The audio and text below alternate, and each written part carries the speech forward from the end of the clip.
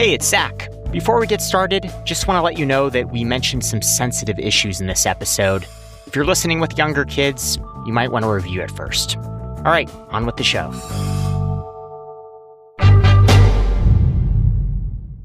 When it comes to identifying criminals, today's police departments have all kinds of fancy tools at their disposal, from high-definition security cameras to facial recognition software. But when all else fails, investigators fall back on something much simpler: pen, paper, and the human eye. They will only use you on the very worst cases, when they throw their arms up and go, "Oh no, what are we going to do? We got nothing." Then they call the artist. That's Lois Gibson. She worked with the Houston Police Department for nearly 40 years as a full-time forensic artist. I'm someone you can talk to if you're all freaked out and you've seen a murder.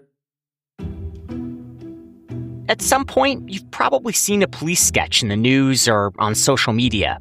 It's a drawing of a suspect based entirely on the memory of a witness. You're drawing somebody you can't see, and you got to be real strong. If you go in with somebody that's had loved ones killed in front of them, you got to be able to take it. I take the feelings of anger and sadness, and I have it come out my hand in a drawing. You can do a dumpy, crummy sketch. If it catches the person, it's perfect. But just how reliable are those drawings? As video footage becomes more common, police departments have become more selective about using hand-drawn portraits. Once that's put out there, we have to live with that sketch, positive or negatively. If that sketch doesn't look like the person, we've got a problem. For the Freakonomics Radio Network, this is the economics of everyday things. I'm Zachary Crockett. Today, police sketches. For many decades, eyewitness accounts were all detectives had to go on to solve cases. After a crime, detectives would show witnesses photos of noses or eyes to help them communicate what a suspect looked like. Eventually, artists were brought in to sketch composites of these recollections. In today's newfangled era of technology, the people responsible for solving crimes say there's still a need for the human touch. It's not a bad tool to utilize when there is no video available and the victim had a real good look at the person that did it. David Sarney is an adjunct professor at John Jay College of Criminal Justice in New York. Before that, he was with the NYPD for 28 years, as an officer and then a detective. He worked in narcotics and burglary cases in Manhattan. For a robbery investigation, we bring the victim in. We would do a crime scene walkthrough. We would try to go through the areas that they were at. And as I'm talking to you, do you remember anything particular about the person? Usually the interaction with the victim and the perpetrator were face-to-face. So if they could actually describe something unusual about that person's features, I would then suggest we go to speak to the sketch artist. Detectives use forensic art in a few different ways. There are age progressions, where an artist visualizes what a suspect or a missing person might look like after time has passed. And there are post-mortem reconstructions, which involve putting a face to a decomposed body or skeletal remains. But the variety that you're probably most familiar with is the composite sketch. That's when an artist produces a drawing of a suspect's face based on witness memory. At many police departments, these sketches are performed as supplemental work by a patrol officer or a detective on staff. But Sarney says that even the NYPD, which is America's largest police force, only has a few people assigned to the task. We're very limited in the resources we have for it. We only have usually 2 to 3 people that do it. In a police department with cases in the tens of thousands, and it takes time to do a forensic sketch, upwards of maybe 2-3 hours. It's not like Times Square 15 seconds caricature. Few people know this better than Lois Gibson. She started her career as a forensic artist after enduring a trauma of her own. While working as a dancer in Los Angeles in the 1970s, a serial rapist broke into her apartment and attacked her. This violent felon tried to kill me for what would have been a recreational activity for him. And I took it real bad and I stuffed it down. I was completely destroyed. I decided to leave LA. So I picked out Texas on a map with my eyes closed. No job, no friends, just packed a car and drove to it. In Texas, Gibson got a fine arts degree and took some forensic art courses. And eventually, she got a certificate from the International Association for Identification. That's the certification body for forensic artists. In 1989, she was hired as a full-time forensic artist with the Houston Police Department. She stayed there for more than 3 decades and worked on more than 1,300 police sketches that eventually led to arrests. I did 383 in 1 year, and then one day I did 6 murder cases, all different. For Gibson, a job started with a call from a detective. She'd pack her easel and drawing materials in the car and drive to meet the witness, sometimes at a police substation, other times at a hospital or at their home. When she met the witness, her first goal was to lighten the mood.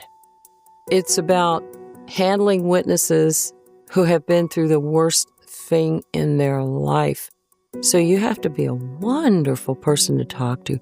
You have complete empathy. What do they want to talk about? Their doggy, their kitty, their kids, their mom, whatever. First you find out the basics. Male, female, height, weight, black, white, Mexican, Chinese, chubby, skinny, muscular. And then they hand the witness a copy of a book that contains more than 1,200 pictures of different face shapes, hairstyles, mouths, noses, and ears. There's a book called the Samantha Steinberg Facial Identification Catalog. Everybody in the world uses that. There's like about 200 eyes, lips, noses of each feature. Then you draw the features they choose and say, I'll change anything you want. And then you do that, and then you're done. Once a sketch is complete, the artist will flip around the easel and show it to the witness. And it often evokes a strong reaction. I've had someone throw up. I've had people shout, no. I had a girl, it was a quadruple homicide, and she took both of my shoulders and she slammed her head into my chest really hard. She went, yes. And then I had an officer that was shot 3 times, run over and drug under a car by the shooter. So I went to the hospital 3 days later. I did a sketch. I held it over him on his hospital bed. He's all wrapped in bandages, and he just took his finger up and touched it. The holy grail for police is when the victim remembers something unusual about the suspect. The most important feature would be like a strange hairdo. They'll always remember that. But my favorite grooming activity by felons is getting tattoos on their faces. Please keep it up. Get that tattoo on that face. I love it. But more often than not, there isn't really anything that makes the suspect stand out.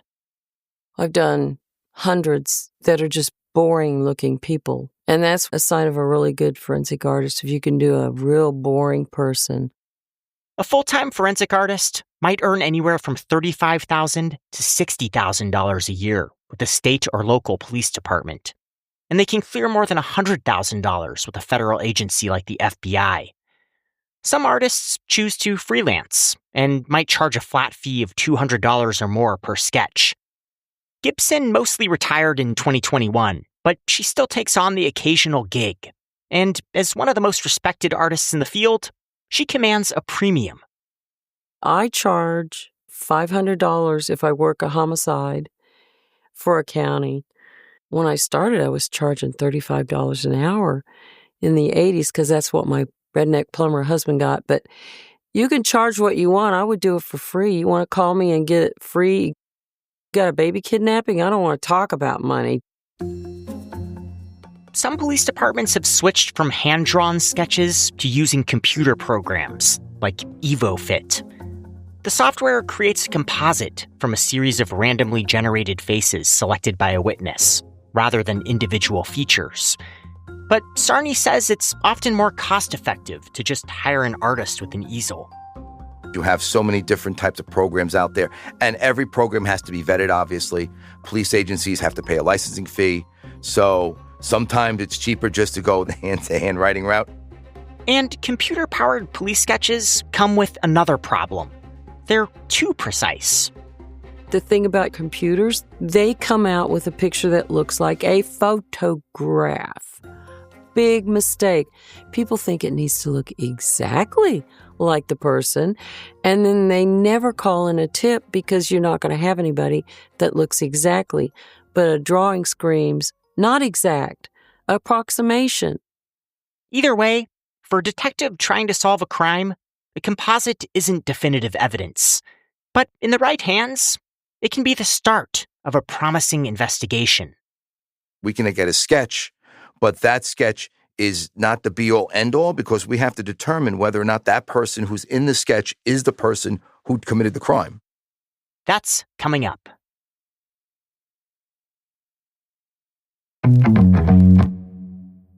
Once a police sketch is done, a detective like David Sarney will typically share it internally first to see if it resembles anyone in the department's database of prior offenders. And then it goes out to the general public via social media and news stations. Detectives solve cases, but the public is involved too. I've seen this happen more often than not, that we get calls. Yeah, I saw this person in the street. This is the guy you're looking for. But a sketch isn't enough evidence to arrest a lookalike for a crime. We just can't go, oh, we have a sketch, that's absolutely him. Sometimes, recollection is off, and we want to make sure we're arresting the person who committed the crime. We're not looking to make arrests just to make the arrest. So if you had a police sketch of someone and you were just driving down the street and you saw a guy that looked exactly like the police sketch, would you have any ability to sort of go over and... You can watch, do an observation, you could stop, you could talk to him, get some information, maybe just a general conversation. It's not just grabbing people because they look like somebody. The police often narrow their investigation down to a handful of suspects and photograph them in a lineup. The witness reviews the photos and tries to identify the culprit. But sketches and photo lineups can present risks when a case goes to trial, particularly if video footage surfaces later on that shows a culprit who looks different. We don't want to have a video conflict with a sketch. When a criminal case goes to trial in the state of New York, the prosecution is required to share any prior statements made by a witness who is testifying with the defense team. That includes any police sketches that the witness helped produce. And that's something that will have to be talked about at trial. Maybe the victim will have to testify as to why the differences in the appearance of the perpetrator as opposed to the sketch. If that person doesn't look like the subject, that could be problematic. Sometimes video evidence comes to light after a sketch is already done. The video might unmistakably identify a suspect. But if the sketch is off, it could hurt the prosecution's case. For the defense, it's a great tool for them to, during cross-examination of the victim, go after them for the lack of recollection, for their poor memory. Sarney says this is part of a broader problem with police sketches. They're only as good as a witness's memory. Research has shown that we're pretty bad at remembering faces. Our brains struggle to identify individual features like a nose or mouth, the way that police sketches are often assembled. We also struggle to describe these features.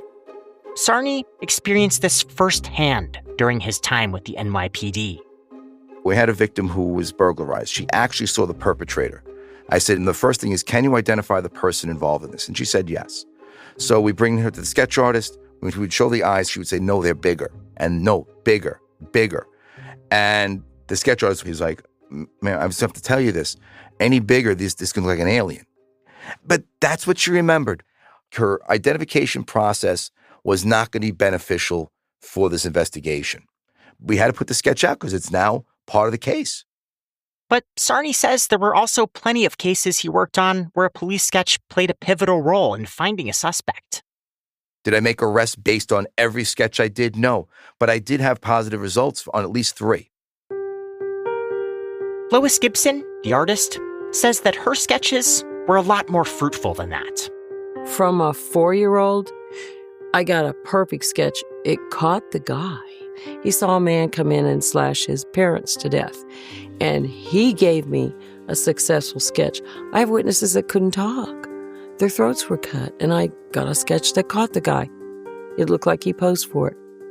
Gibson says her success rate across thousands of sketches with the Houston Police Department was around 30%. That is, 3 out of every 10 sketches she did eventually led to an arrest.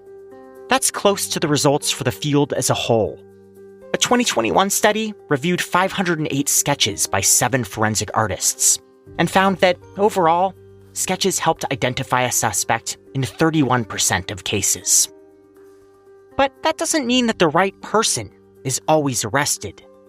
Nearly 70% of all wrongful convictions in the US that were later overturned by DNA evidence can be attributed to mistaken eyewitness identifications.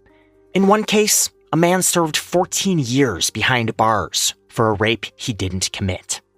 He had been arrested because he looked like a police sketch, and the victim had subsequently mistaken him for the perpetrator in a lineup. Gibson says the artist isn't to blame in these situations. Many times, somebody called in the wrong person that looked just like the sketch.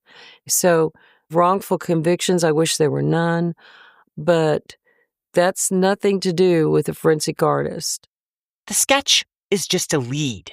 It's the detectives, and ultimately, says David Sarney, the courts that have to assess culpability. We are only part of the entire criminal justice process. I always call cops the tip of the spear. We start this stuff. The prosecutor is the one who has to weigh out the evidence and determine, yes, it's prosecutable. But when an artist like Lois Gibson produces an accurate sketch that leads to the right person, everyone has to tip their cap. Sometimes, even the suspect. There was this one guy right after September 11th, 2001. He stole an airplane. Ooh, he was drunk. He steals an airplane and he flies off and runs into some wires and the airplane drops and some people see him walking out of the woods, did a sketch, and immediately he was found out that he worked there and he was caught. I got a letter from him. He was sweet. He says, "That's no fair that you draw pictures of people. You should not do that. Can't make this stuff up. Can't."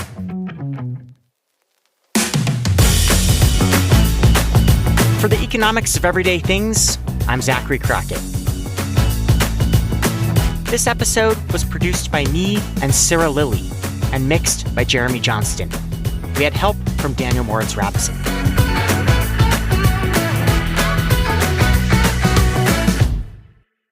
They would tell me for years I couldn't get a job because it's not in the budget. Wrong. The Freakonomics Radio Network, the hidden side of everything. Stitcher.